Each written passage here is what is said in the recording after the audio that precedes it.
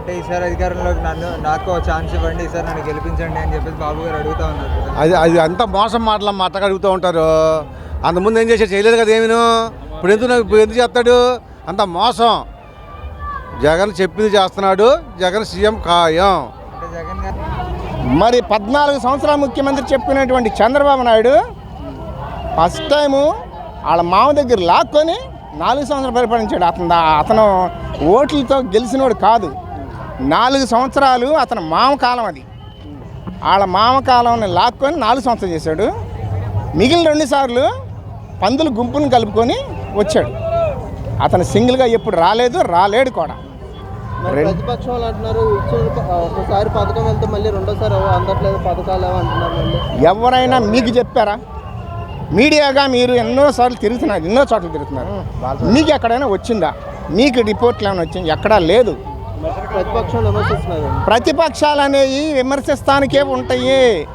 ప్రతిపక్షాలు అనేవి ఏంటంటే ఓర్వలేనితనం, గిట్టలేనితనం.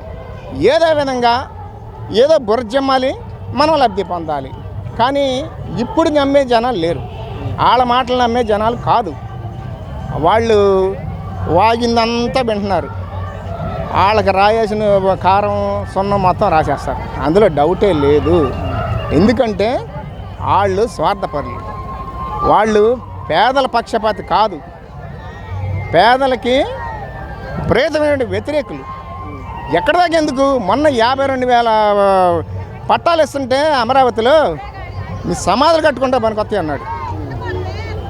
సెంటు స్థలంలో మీ సమాధులు కట్టుకుంటా పనికొస్తాయి అన్నాడు. వాళ్ళ కొడుకేమో నా బాత్రూమ్ అంత లేదు, మీ సెంటు స్థలం అన్నాడు. ఆడెవడో టీవీ ఛానల్ మేము రేపు వస్తే మేము మొత్తం పట్టాలు లాగేసుకుంటామని వాడన్నాడు. ఎవడో వెంకటకృష్ణ. ఆ విధంగా మాట్లాడినోడికి ఎవడేస్తారు? ఆడేమనాలి? ఆయన సెంటు స్థలం ఇస్తే నేను దాంట్లో మంచి ఇల్లు కట్టిస్తాను అనాలి. మీ స్థలంలో సెంటు స్థలంలో మిమ్మల్ని పాతి పెడతా పనికి వస్తుంది అన్నాడంటే ఆడికి ఎవడేస్తాడు ఓటు? ఆడు కూర్చున్న కొమ్మన నరుక్కుంటున్నాడు. కాబట్టి వాడిని ఆదరించేది ఇక లేదు. ఇదే లాస్ట్ టైం వాడికి ఎన్నికలు, వాడే చెప్పాడు, ఇక అదే జరుగుతుంది. ఇది పక్కా. అడ్డు పడతారండి. ఇప్పుడు మంచి జరుగుతుంది, మంచి జరిగేటప్పుడు ఏదో ఒకటి చెడగొట్టాలి. దానికి ప్రజల నుంచి ఏమి రాలేదు వ్యతిరేకత, వాళ్ళు సృష్టించుకొని మాట్లాడుతున్నారు.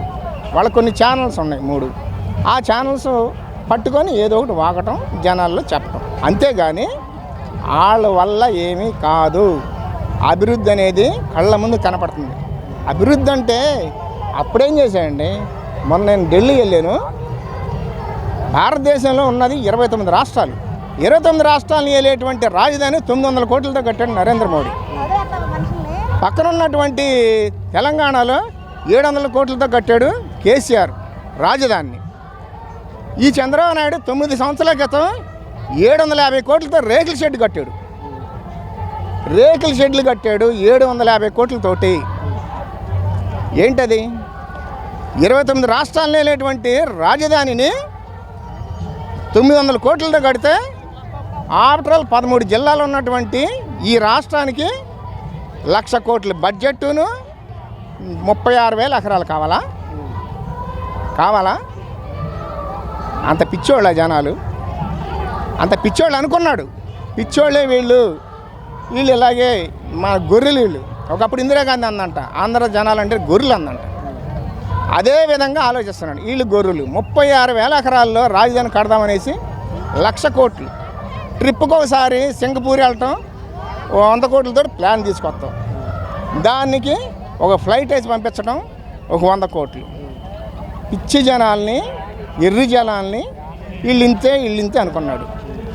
అందుకే మొన్న కారం ఉప్పు రాసి పెట్టారు. ఇప్పుడు కూడా అదే జరుగుద్ది, ఇక ముందు కూడా అదే జరుగుద్ది. ఇదే లాస్ట్ ఎన్నికలు. ఇది ఇంతకు మించి ఇక రాబోడు. గత చంద్రబాబు నాయుడు గారి పరిపాలనలో ఎలా ఉందంటే అవన్నీ అబద్ధాలు, మోసాలు చేశాడు ఆయన. ఈయన బట్టి చెప్పింది చేస్తున్నాడు, పనులు అవుతున్నాయి. మాకు అన్ని పెన్షన్లు కానీ పథకాలు మొత్తం అందుతున్నాయి. జగన్ సీఎం అవటం ఖాయం. మళ్ళీ కూడా ఏం చేస్తున్నారు, వచ్చి బటన్లు నొక్కుతున్నారు కానీ ఏది ఎవరికి అన్ని ప్రజలకు అందట్లేదు అని చెప్పి ఎవరందే అన్నీ అందుతున్నాయి. అకౌంట్లో డబ్బులు పడిపోతున్నాయి. అది మోసం మాటలు కాదమ్మా. అది డబ్బు అన్ని పడుతున్నాయి డబ్బులు. అంటే చంద్రబాబు నాయుడు గారు అంతకంటే ఎక్కువ నేను పథకాలు ఇస్తాను, మేనిఫెస్టో నాది ఇది అని చెప్పేసి మేనిఫెస్టోతో ముందరకు వచ్చారు. అంతకుముందు ఇవ్వలేదు కదా, చెప్పిన ఇవ్వలేదు మళ్ళీ కొత్త ఎడతాడు ఎవడు కదా. అవి మాటల వరకే కానీ చేతలు చేయడం లేదు. ఆయన ఏదో ఆ పదవి ఆశించి అవి చేత ఈ చేత కానీ అది అన్ని జరిగే పని కాదు. ఆయన సెంటు కాదండి, ఆయన అసలు ఏమైనా ఇచ్చాడా? ఈయన సెంటు ఇచ్చాడు. ఆయన అన్ని 14 వందలు చేసి వాళ్ళకన్నా ఇల్లు ఇచ్చాడా? ఎక్కడికన్నా స్థలం ఇచ్చాడా? ఏం చేశాడు చెప్పు? ఆ సెంటు భూమి ఇవ్వలేకపోయాడు కదా ఆయన. అంటే లోకేష్ గారు అంటారు మా ఇంటి బాత్రూమ్ సైజ్ ఇది, ఇంత సెంటు భూమిలో వాళ్ళు జనాలు ఎలా ఉంటారు? పార్టీలు అధికారంలో రావడం కోసం ఇదంతా కల్లుబోలు కౌరులు చెప్పడం కోసమే కానీ అతను 420 చెప్పాలంటే వాళ్ళ వల్ల ఏది కాదు. 14 సంవత్సరాలు పరిపాలించాడు కదా. రైతులను ఎంత మోసం చేశాడండి? రైతులు రుణమాఫీ చేశాడా? మేనిఫెస్టో పెట్టి రుణమాఫీ చేస్తా అన్నాడు. మళ్ళీ ఏం చెప్పాడు? 50,000 అన్నాడు, తర్వాత 1,00,000 అన్నాడు. 3 సార్లు 2 సార్లు చేశాడు, 2 సార్లు ఎత్తేసాడు. 5 సంవత్సరాలు పరిపాలించాడు కదా, రుణమాఫీ చేయాలి కదా రైతుల కోసం. ఏమండి అతను కల్లుబోలు కౌరులతో జనం మోసపోయే పరిస్థితి లేదు. 100% జగన్మోహన్ రెడ్డి సీఎం అవుతాడు ఎట్టి పరిస్థితుల్లో కూడా. అతను ఎన్ని పార్టీలతో టైప్ అయినా సరే, ఎన్ని పార్టీలతో అవతవకలు జరిగినా సరే సీఎం బట్టి 100% జగన్మోహన్ రెడ్డి అవుతాడు. వాళ్ళు నిద్రపోతున్నారేమో ప్రతిపక్షాలు అనేవాళ్ళు. అన్నీ ఒకసారి చూసి ఉన్న యథార్థం మాట్లాడుకోవాలి. ఏదో మేము కూడా ప్రతిపక్షంలో ఉన్నాం కదా అని ఇష్టం వచ్చినట్టు మాట్లాడటం కరెక్ట్ కాదని నా అభిప్రాయం. అంటే జగన్ గారు చేస్తుంది ఏం లేదు, జనాల దగ్గర నుంచే దోచుకుంటున్నారు, రాష్ట్రాన్ని ఇంకా లోటులో పంపిస్తా ఉన్నారు అని చెప్పేసి ప్రతిపక్షాలు అంటా ఉన్నారు. దాన్ని ఎలా చూడొచ్చు అంట?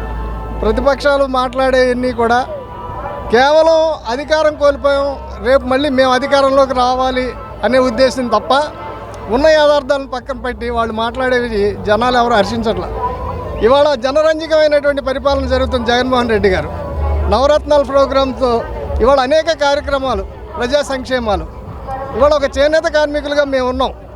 చేనేత కార్మికులు కరోనా టైంలో పక్కింటికి వెళ్తే గ్లాస్ మంచినీళ్ళు దొరకని రోజుల్లో 24,000 రూపాయలు ఉచితంగా ఇచ్చి ఆదుకున్నటువంటి మహోన్నతమైనటువంటి వ్యక్తి జగన్మోహన్ రెడ్డి అని చెప్పేసి లోకేష్ గారు చంద్రబాబు గారు అంటా ఉన్నారు. దాన్ని ఎలా చూడొచ్చు అంటారు? అసలు నువ్వు నీ టైంలో ఏమి ఇచ్చావు?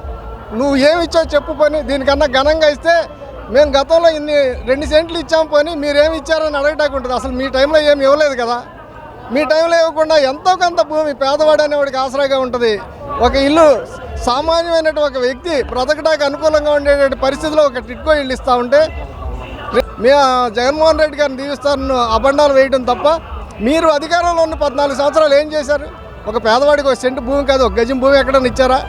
ఇచ్చుంటే మీరు మాట్లాడచ్చు. మీరు ఇవ్వనప్పుడు మాట్లాడటం అనేది కరెక్ట్ కాదు. అది రానున్న రోజుల్లో ప్రజలే మీకు బుద్ధి చెప్తారు. ఇచ్చినటువంటి 14 సంవత్సరాలు ఆయన ఏం సంక్షేమ పథకాలు ఇచ్చాడు? సంక్షేమ పథకాలు ఇచ్చుంటే నిన్ను ఓడించేవాళ్ళు కాదుగా, నేను 23 సీట్లు పరిమితం చేసేవాళ్ళు కాదు కదా. ఇవాళ ఆ రోజున నువ్వు 600 మేనిఫెస్టోలో 600 అంశాలు పెట్టావు. ఏది అమలు చేసావు? నువ్వు అమలు చేసి ఉంటే నువ్వు రెండోసారి మళ్ళీ ముఖ్యమంత్రి అయ్యేవాడు కదా. కానీ ఇవాళ జగన్మోహన్ రెడ్డి గారు 98% ఆయన మేనిఫెస్టోని అమలు చేశాడు.